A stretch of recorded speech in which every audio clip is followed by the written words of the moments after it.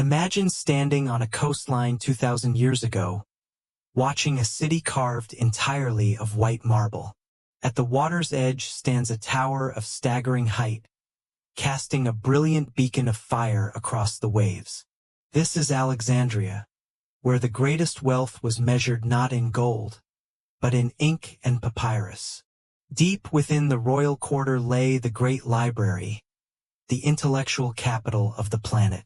Yet today, not a single stone remains standing, and not a solitary scroll has ever been recovered. Its disappearance is one of the most haunting enigmas of ancient history. Ancient history. We are often told a simple story, a single, devastating fire that reduced the accumulated wisdom of mankind to ash. But historical reality is rarely so simple. Was the library truly destroyed in cataclysm of fire, or did it suffer a far more agonizing fate? To uncover the truth, we must travel back to the beginning. We must return to a time when a young Macedonian king set out to conquer the world and inadvertently laid the foundation for the ultimate capital of human knowledge. In the 4th century before the Common Era, Alexander the Great founded a metropolis intended to bridge east and west. Though Alexander died young, his general Ptolemy, Th. claimed Egypt, establishing a dynasty that prioritized intellectual supremacy over raw military might. Established around 300 BCE, the institution was initially dedicated to the Muses, earning it the name Museion.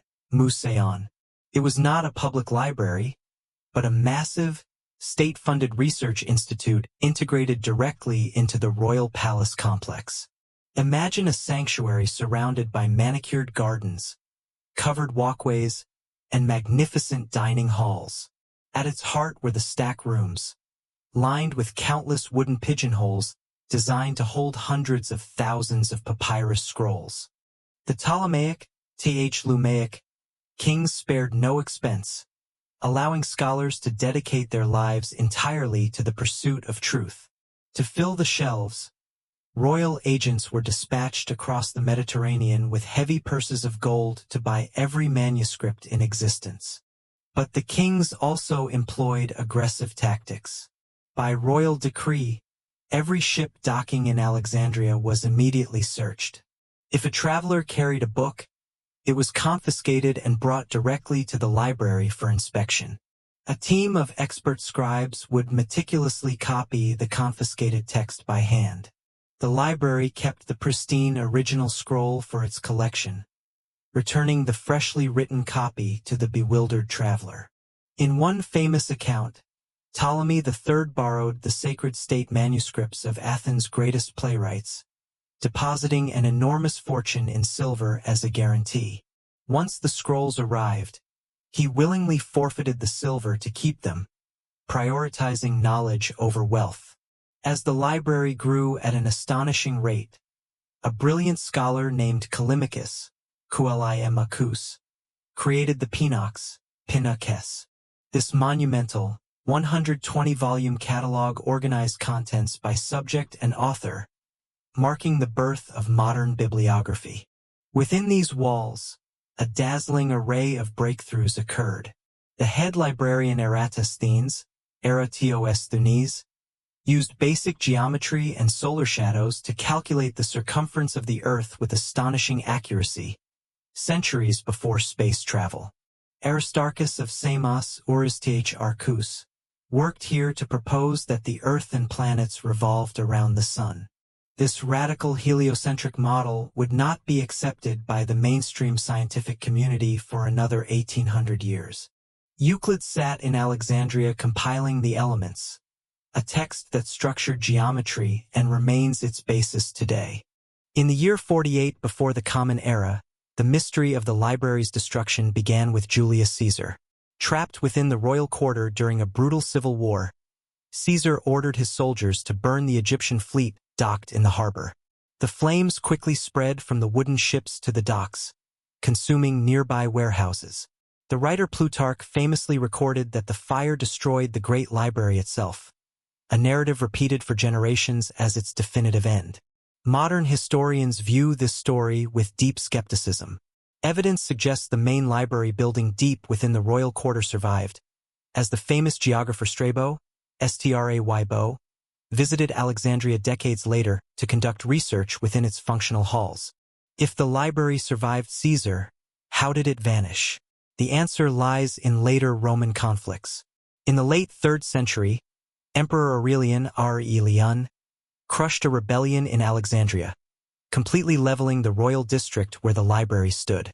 Any scrolls that survived were likely scattered, stolen, or moved to a smaller, secondary facility known as the Sister Library. This collection was safely housed inside the Temple of Serapis, called the Serapeum. In the year 391, the Christian Emperor Theodosius, banned pagan rituals and ordered temples destroyed. A fervent crowd led by Patriarch Theophilus, marched on the temple, ransacking its ancient halls. While some accounts suggest only religious statues were targeted, others lament the loss of the remaining scrolls. These documents were frequently viewed by religious zealots as dangerous heresy rather than valuable scientific knowledge. Yet, past the dramatic fires and riots, historians see an even more devastating force: gradual decline.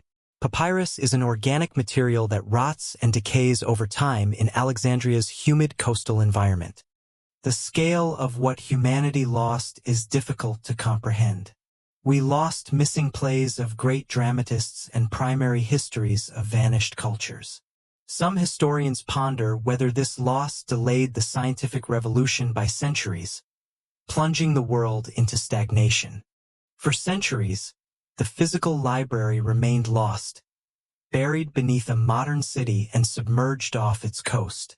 But in recent decades, underwater archaeology has begun to peel back the layers of the past, offering fresh insights. A Polish-Egyptian team recently uncovered a series of ancient lecture halls featuring tiered stone seating. These rooms represent the closest physical evidence ever found of the university complex that operated in tandem with the Great Library. Ultimately, the library died in pieces, fractured by wars and abandoned by a changing world. It serves as a stark reminder that knowledge is not permanent. It is a fragile flame that must be constantly fed, protected, and passed down. The lost texts may be gone forever, but the spirit of the library lives on whenever we seek to understand our world. If you want to uncover more secrets of our past, subscribe to Forgotten Mysteries, turn on notifications, and stay curious.